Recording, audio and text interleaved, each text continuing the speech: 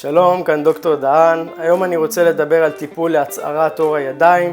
אז עם ההזדקנות וחשיפה מצטברת לשמש, עור הידיים שלנו מתכמת והופך להיות דק יותר, הוורידים מתחילים לבלוט, מה שנותן לנו מראה מבוגר יותר ומסגיר את הגיל שלנו. אנחנו יכולים לטפל באמצעות הזרקה של חומרי מילוי שונים כמו חומצה היאלורונית או ביוסטימולטורים. היום אנחנו נדגים הזרקה של ביוסטימולטור בשם מלנסה, שעוזר לנו ממש ליצור קולגן חדש, למצק את עור הידיים, להצעיר אותו. אנחנו מזריקים את החומר בתהליך די פשוט, אנחנו מחדירים כאן לדקה מתחת לעור, מפזרים את החומר בצורה אחידה, עדינה, ללא שטפי דם, עם חזרה מיידית לשגרה. אחרי שבועיים מתחילים לראות תוצאות ראשוניות, ואחרי חודשיים תוצאה סופית של עור מעובה, חלק וצעיר יותר. אז אם אתם מתעניינים בהצערת עור הידיים והנושא הזה נוגע לכם, הגיעו אליי לייעוץ ואתאים לכם את החומר הנכון ביותר עבורכם.